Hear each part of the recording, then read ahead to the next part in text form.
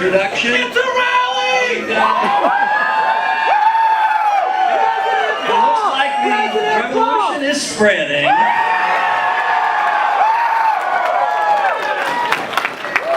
I'd like to introduce my wife before I get into my speech. Here.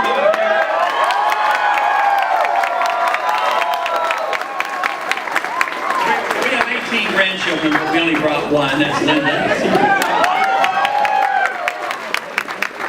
It's wonderful. There's a lot of excitement going on. There is an election coming up. You've heard of that, I think. And we have a lot of work to do. But this country's in a mess, and that's why we have a lot of work to do. But actually, there's some very good news. The country is changing for the better. The big problem is the country's changing, but Washington hasn't heard about it. But we need a message sent to Washington, and we can do it in this campaign. So I welcome your support and your enthusiasm. But you know, the big question is will we realize that when an idea's time has come, armies can't stop it.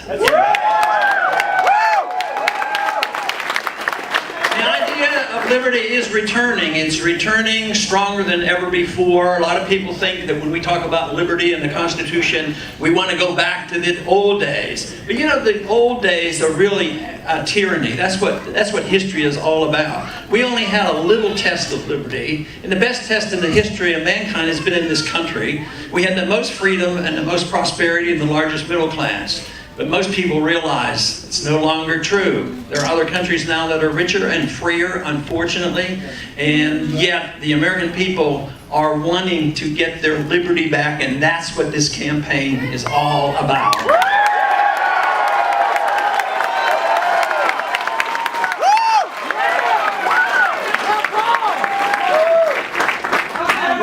We've gotten into a mess because we've lost our love for liberty probably in an incremental way about 100 years ago.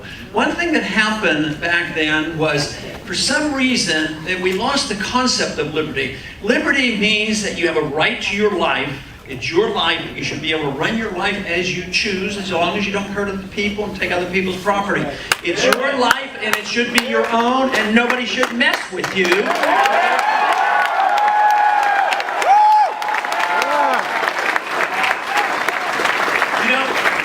The government messing with you and undermining your liberties. If you have a government, which we do, the government should be limited like the Constitution does. It should be limiting to protecting those liberties, not undermining those liberties. But unfortunately today we have too much secrecy in government and too much privacy removed from the people. The government's supposed to protect our privacy, and the government is supposed to be open to the people.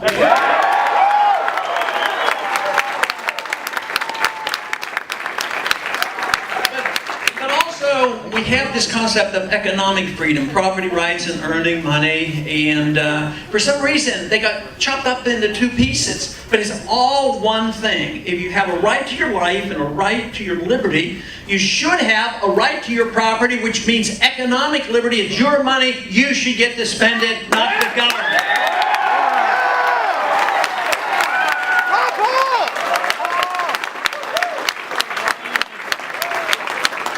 The concept of the income tax is that the government owns all of it, so they use it endlessly to do things that are very harmful to us. Now they can tax so much, there would be a rebellion going on if we had to pay every month for exactly what the government's spending. But they did something that that Thomas Jefferson objected to. He did not want the federal government to borrow money. It's too bad that didn't prevail. So that is one goal which we can improve upon in the Constitution. The federal government shouldn't have the right to borrow money.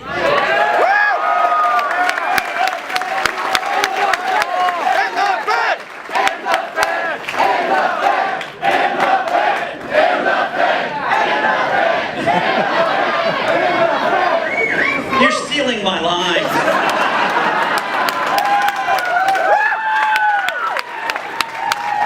Of course, they shouldn't borrow money, but there's a limit to how much they can borrow, because if Congress and the President spend too much money, and they keep borrowing. Interest rates go up, and high interest rates are detrimental, and you have to rein in the spending. But the appetite for big government from the people, unfortunately, as well as the politicians and the special interests, they all got together and they attacked the middle class by saying, no, we even want to spend more than the market will allow by borrowing. So that is the reason at the same time they gave us the income tax, they gave us the Federal Reserve. So when we get our liberties back and when we return to becoming a republic once again, we will not have a Federal Reserve System and we will not have an income tax.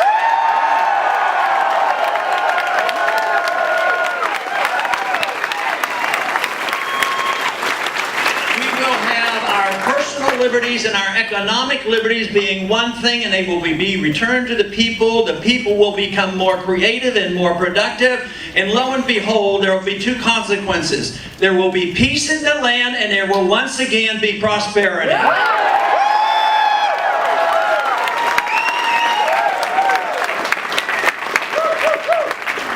But when we allow our government to take over the functions of trying to improve personal behavior and economic behavior, it cannot be done without an attack on personal liberty. So the bigger the government, the bigger attack on personal liberty. And the more tyrannical a government you have, the bigger the government is, the more spending there is, and the more likely there will be a debasement of the currency.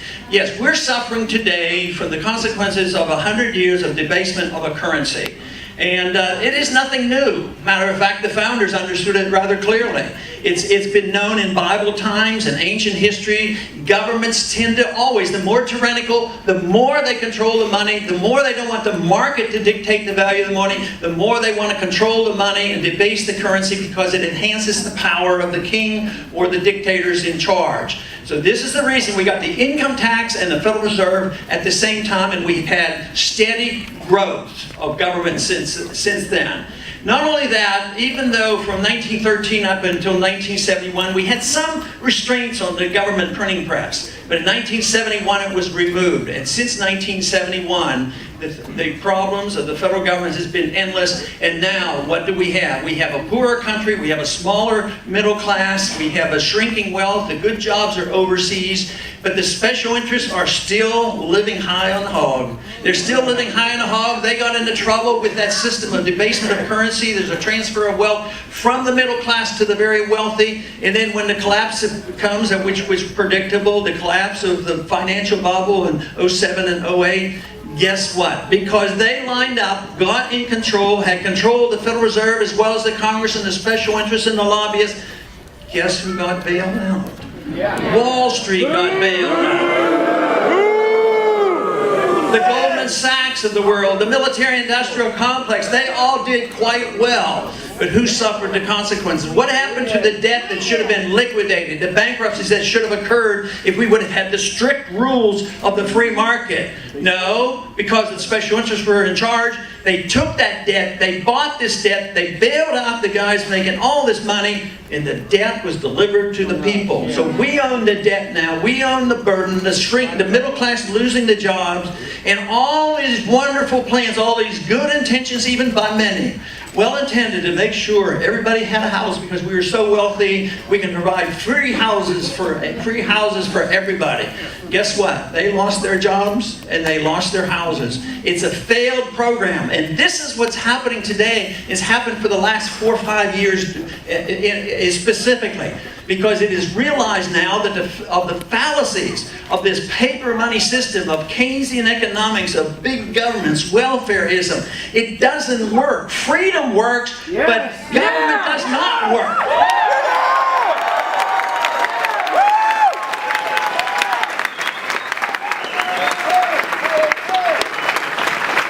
So the realization that this happened about 4 years and 5 years ago, that something has to change, this is what has really revitalized the interest of liberty in this country.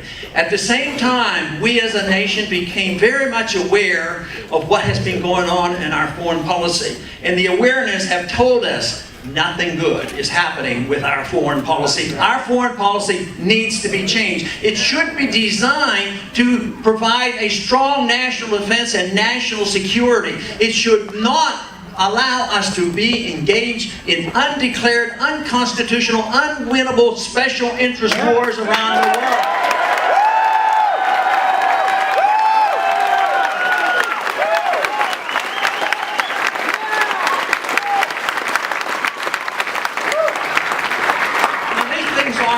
As a matter of fact, they're a consequence of bad ideas. Ideas do have consequences. But there's been an idea taught in our schools for many, many decades, and it came out of the Depression. A lot of people, probably some in this room, have been taught that the Depression finally ended with World War II. It didn't happen that way. It's a disastrous thought. Even if that could be the case, you don't create a world war in order to boost up your economy. But it's totally foolish. But the Depression didn't end until afterwards. The Depression is caused by the financial system run by the Federal Reserve. They create the bubbles, and the necessary collapse it always comes, and that's what we're involved in.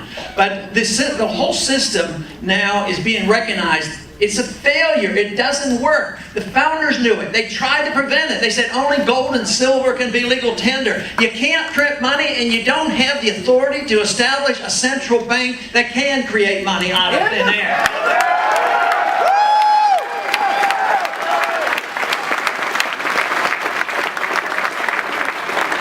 Now, because we've had two groups defending certain portions of the freedom movement, what they have done is there's been, there's a lot of complaint. How are you going to go to Washington and have more compromise? That's the only way we can solve our problem. I say we've had way too much compromise for the people who want to spend the money.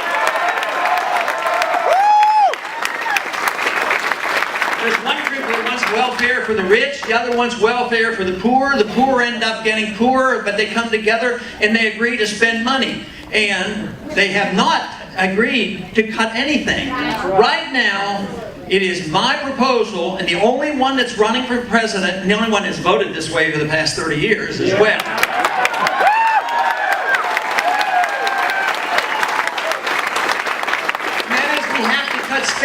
Spending, when government spends the money, some people sometimes worry about, oh, you're going to cut this government spending. Isn't this going to hurt the economy? No, it won't hurt the economy. It'll help the economy. When the government takes $1 trillion from the people and they spend it, you've been hurt because it came from your pocketbook. When the government spends it, do they spend it productively? One of the worst insults is when they say, and we hear it from the administration all the time, well, we have to spend this money because we have to invest in this and invest in that.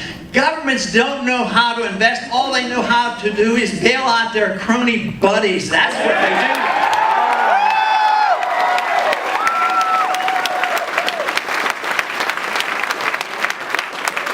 My proposal in the first year is to cut the spending, the actual spending, by $1 trillion.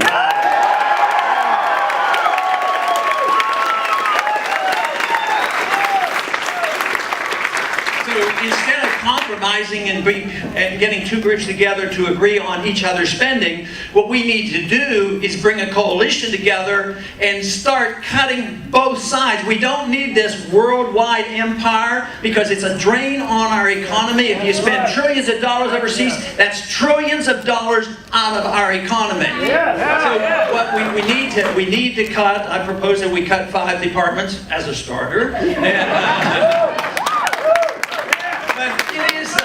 It is crucial that we cut spending. You can't solve the problem of overspending and more debt and more borrowing and more printing press money by spending even more and printing even more and regulating even more. They're trying to solve the problems with the tools that they created the problems.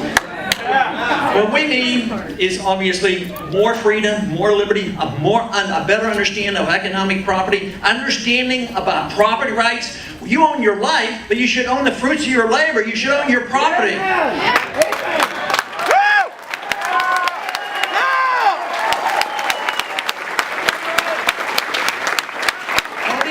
your own life and owning your own property does not give you license to hurt anybody else or anybody else's property. Private property ownership is a good way to protect the environment. It does not destroy the environment. But today, do you own your life? No. You have to ask the government what you can put in your body endlessly. You can be arrested for drinking raw milk and who knows what else. So, but today, what if you want to use your property? Can you use your property and then would there be any prior restraint? Oh, sure, there's prior restraint. You don't have the right to hurt anybody, but you don't have to have this obligation that you have to get 14 permits to decide how you can use your own land. It's your land.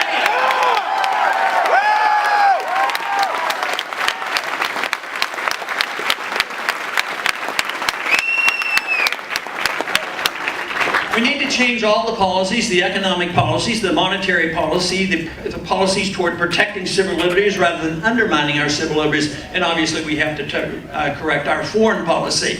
But in the last 10, 11 years, and the wars that have been going on, the wars that essentially have nothing to do with Al-Qaeda attacking us. Al-Qaeda was used as an excuse to do things to us and to our people and attack our liberties that they wanted to do anyways. That's perfect. Of this was the passage of this horrible, horrible paper. Some told me in Congress, how could they vote against the Patriot Act? It sounds so wonderful. Yeah, but what if it had been called Repeal the Fourth Amendment Act? How many people would? Maybe we wouldn't, if we wouldn't have the Patriot Act, guess what? We wouldn't have the policing activity and the violation of our personal lives and property at our airports. We wouldn't be putting up with the TSA.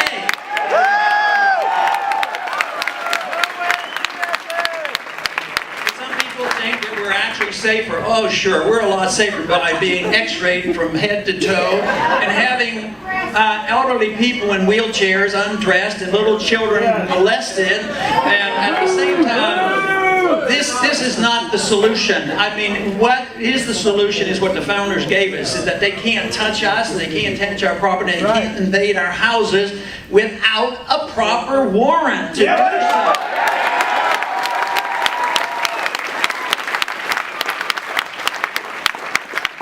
But also, I supported the authority to go after those responsible for 9/11. Although I had a different understanding why 9/11 occurred, but once you're attacked, you've got to do something about it. But it was used as an excuse for 10, 11 years now for occupation of countries that had nothing to do with 9/11. What we need to do, though, the occupations that they use as an excuse, we need to quit it because it doesn't help it. It's bankrupt us. In these last 10 years, our foreign policy and these wars have added $4 trillion worth of our debt. And you can literally say, would we be better off if the people had had that $4 trillion to spend and by themselves? This country would be much wealthier.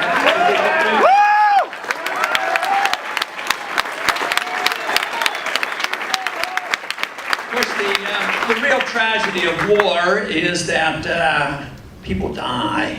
People die at our hands, and they die. I mean, if we put our head in the sand and say that everybody that died at the hands of U.S. bombs were enemies of the people and the enemies of the United States and they were about to attack us, that's putting our head in the sand. Too many innocent people die, and too many innocent Americans die too. We've lost 8,500 Americans fighting these wars that should not have been fought.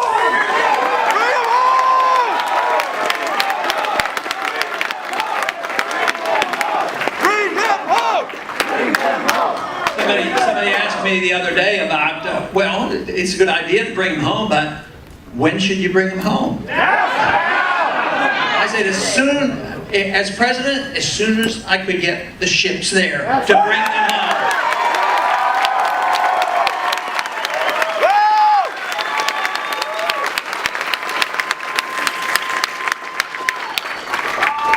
But if we thought it actually improved our national defense, it would be a different story. But it doesn't. It creates more enemies. It bankrupts our country. If you read carefully those individuals who wrote about the plans for the Al-Qaeda, one of their strategies was to bog us down in wars in Muslim Arab countries and bankrupt this country. That was an explicit goal written in the 1990s. And you think, well, why are we doing this? Do we really help ourselves? People say, well, we have to do this. to defend Israel. But is Israel better off today with all the nations around them? All the dictators that we propped up, say like Mubarak in Egypt, $40 billion we gave him, and he's taken them out immediately. Now the Al-Qaeda is involved in Libya, and they're involved in Egypt, and they're already, even our own government's admitting that the Al-Qaeda is now participating in the violence that we have helped encourage in Syria. But there are those in Washington, let me tell you, they are determined, they're just itching at the bit to use your money and your kids to take over Syria and put that under our all with a strategic goal, and they can't wait to go into Iran, which makes no sense whatsoever. Even today, our Secretary of Defense, Panetta, has said,